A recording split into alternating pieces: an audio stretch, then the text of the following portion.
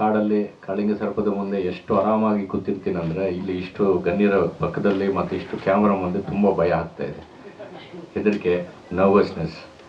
But Rakshit ಅವರಿಗೆ ತುಂಬ ತುಂಬ ಧನ್ಯವಾದಗಳು. ಈ ಥರ ಒಂದು ಟಾಪಿಕನ್ನು ಆರಿಸ್ಕೊಂಡು ನಮ್ಮಲ್ಲಿ ಇರುವ ಒಂದು ಕಥೆಯನ್ನು ಇಷ್ಟು ಚೆನ್ನಾಗಿ ಹೇಳಿದ್ದಾರೆ. ನಾವು ಎಲ್ಲ ಮಿಷನ್ ಇಂಪಾಸಿಬಲ್ ಥರನೇ ಮಾಡಬೇಕು ಅಂತೇನಿಲ್ಲ. ನಮ್ಮ ಚಿತ್ರದಲ್ಲಿ ನಮ್ಮ ಈ ಒಂದು ಫೀಲಿಂಗ್ ಇದೆಯಲ್ಲ, ಅವುಗಳ ಬಗ್ಗೆ ತುಂಬ ಚೆನ್ನಾಗಿ ತಂದಿದ್ದಾರೆ. ಮತ್ತು ನಮ್ಮ ಸುಚೇಂದ್ರ ಪ್ರಸಾದ್ ಅವರ ಧ್ವನಿಯಲ್ಲಿ ನಮ್ಮ ಕಾಳಿಂಗ ಸರ್ಪ ಅಂತ ಕೇಳಲಿಕ್ಕೆ ನನಗೆ ತುಂಬ ಸಂತೋಷ ಆಯಿತು. ನಾನು 1000 ಸಲ ಹೇಳಿರ್ತೀನಿ ಕಾಳಿಂಗ ಅಂತ, ಬಟ್ ನೀವು ಹೇಳೋದ್ರಲ್ಲಿ ನನಗೆ ತುಂಬ ಸಂತೋಷ ಆಯಿತು. ಮತ್ತು ತಂಡದವರೆಲ್ಲ ಇವರು ನಮ್ಮ ಒಳ್ಳೆ ಆ್ಯಕ್ಟಿಂಗ್ ಮಾಡಿದ್ದಾರೆ, ಒಳ್ಳೆ ರಿಸರ್ಚರ್ಸು. ನಾವು ಆ ಥರ ಆ್ಯಕ್ಟಿಂಗ್ ಮಾಡಲಿಕ್ಕೆ ಆಗೋದಿಲ್ಲ, ಹಾವಿದ್ದರೆ ನಮ್ಗೆ ಆ್ಯಕ್ಟಿಂಗೇ ಬರೋದಿಲ್ಲ, ನ್ಯಾಚುರಲ್ ಆಗಿರ್ತೀವಿ. ಬಟ್ ಎಲ್ಲರೂ ತುಂಬ ಒಳ್ಳೆ ಕಾರ್ಯಕ್ರಮ, ಒಳ್ಳೆ ಚಿತ್ರನ ಮಾಡಿದ್ದಾರೆ, ಎಲ್ಲರೂ ನೋಡಬೇಕು. ಸರ್ ಹೇಳ್ದಂಗೆ ಕಾಡು ಬಗ್ಗೆ ಆಗಲಿ, ಚಿತ್ರಗಳ ಬಗ್ಗೆ ನಮ್ಗೆ ಅಷ್ಟು ವಿಷಯಗಳು ಗೊತ್ತಾಗಲ್ಲ. ನಮ್ಮ ಕೇಶವ ಸರ್ ತುಂಬ ಚೆನ್ನಾಗಿ ಮಾಡಿದ್ದಾರೆ, ತುಂಬ ಎಂಜಾಯ್ ಮಾಡಿದೆ ನಾನು.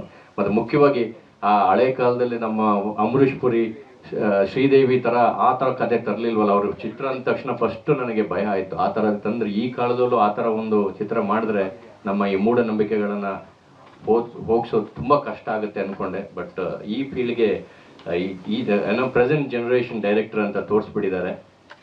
ಅದೊಂದು ತುಂಬ ಸಂತೋಷ ಆಯಿತು. ಯಾವುದೇ ರೀತಿಯಲ್ಲಿ ತಪ್ಪು ಮಾಡಿಲ್ಲ, ನನ್ನ ಹತ್ರ ಕಾಂಟ್ಯಾಕ್ಟ್ ಮಾಡಿಲ್ಲ, ಆದರೆ ಸೈಂಟಿಫಿಕಲಿ ಪರ್ಫೆಕ್ಟಾಗಿ ಹೇಳಿದ್ದಾರೆ. ಜನರ ಮೂಢನಂಬಿಕೆ, ಅವರು ಮೌಢ್ಯಗಳಾಗಲಿ ಅದರ ಬಗ್ಗೆ ಯಾವ ರೀತಿ ಅವರು ಡಿಸ್ಕಸ್ ಮಾಡ್ತಿದ್ರು. ನಾನು 20 ವರ್ಷಕ್ಕೆ ಮುಂಚೆ ತೀರ್ಥಹಳ್ಳಿ ಆಗುಂಬೆ ಕಡೆ ಹೋದಾಗ ಇದೇ ಥರ ಡಿಸ್ಕಷನ್ ಇತ್ತು. ಬಟ್ ಅದನ್ನು ತುಂಬ ಚೆನ್ನಾಗಿ ತೋರಿಸಿದ್ದಾರೆ.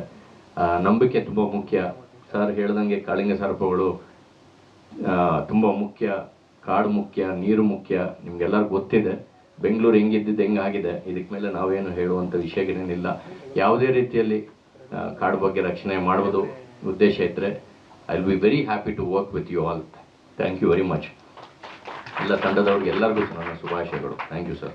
ಅಲ್ಲಿ ಕಂಪ್ಲೀಟ್ ಅಂದರೆ ನಾವು ಹೇಳಿದ್ದು ಈ ಥರದ ಲೊಕೇಶನ್ ಬೇಕು, ಒಂದು ವೆಸ್ಟರ್ನ್ ಘಾಟ್ ಸರ್ ಈ ಥರದ್ದು ಬೇಕು, ಫ್ರೇಮ್ಸ್ ನಂಗೆ ಈ ಥರನೇ ಬೇಕು ಅಂತ ಹೇಳಿದಾಗ ಅಂಥ ಲೊಕೇಶನ್ ಅವ್ರ ಗಮನದಲ್ಲಿ ಇದ್ದವಕ್ಕೆಲ್ಲ ತೋರಿಸ್ತವ್ರು ನಮ್ಮ ವಿನಯ ಕಣಿವೆ ಒಬ್ಬರು ಸಾಹಿತ್ಯ ಪ್ರಿಯರು, ಹೌದು, ಪೊಲಿಟಿಷಿಯನ್ ಅವರು ವೇದಿಕೆ ಹತ್ತಲ್ಲ, ಬೇಡ ನೀವು ಸಿನಿಮಾದವ್ರು ಮಾತಾಡಿ ಅಂತ ಹೇಳಿ ಇದು ಮಾಡಿದ್ದಕ್ಕೆ ನಾವು ಇದು ಮಾಡ್ಕೊಂಡ್ವಿ. ಅವ್ರು ಇದ್ದಿದ್ದಕ್ಕೆ ನಮಗೆ ಬೇಕಾಗಿರೋ ಲೊಕೇಶನ್ಸ್ ಆಗ್ಬೋದು, ಪ್ರತಿಯೊಂದು ಕೂಡ ನಮಗೆ ಸಿಕ್ಕಿದ್ದು. ಹಾಗಾಗಿ ಅವರೇ ಒಂದೆರಡು ಮಾತಾಡ್ಬೇಕು. ವೇದಿಕೆ ಮೇಲೆ ಇರ್ತಕ್ಕಂಥ ಎಲ್ಲ ಗಣ್ಯರೇ, ಮಲೆನಾಡಿನಲ್ಲಿ ಒಂದು ಮಾತಿದೆ, ಹಸಿದವರಿಗೆ ಅನ್ನ ನೀಡ್ತಕ್ಕಂಥದ್ದು ಸಂಸ್ಕೃತಿ, ಹಾಗೆ ಹಸಿದವರ ಅನ್ನವನ್ನು ಕಿತ್ಕೊಡ್ತಕ್ಕಂಥದ್ದು ವಿಕೃತಿ. ತಾನು ಹಸಿದಿದ್ರೂ ಕೂಡ ಇನ್ನೊಬ್ಬರಿಗೆ ಅನ್ನ ಕೊಡ್ತಕ್ಕಂಥದ್ದು ನಮ್ಮ ಮಲೆನಾಡ ಸಂಸ್ಕೃತಿ ಅಂತ ಹೇಳ್ತಾರೆ. ಹಾಗಾಗಿ ವಿಶೇಷವಾಗಿ ನಾನು ರಕ್ಷಿತ್ ತೀರ್ಥಹಳ್ಳಿ ಅವರಿಗೆ ಶುಭವನ್ನು ಹಾರೈಸ್ತಾ, ಚಿತ್ರತಂಡದಲ್ಲಿ ನಾನು ಒಬ್ಬ ಪಾತ್ರಧಾರಿ, ಜೊತೆಗೆ ನಾನು ಕೂಡ ತಂಡದಲ್ಲಿ ಇರೋದ್ರಿಂದ ಮಾಧ್ಯಮ ಮಿತ್ರರಲ್ಲಿ ಮನವಿಯನ್ನು ಮಾಡ್ತಾ ಇದನ್ನು ಬೆಳೆಸಿ ಪ್ರೋತ್ಸಾಹಿಸಿ ಅಂತ ಹೇಳಿ.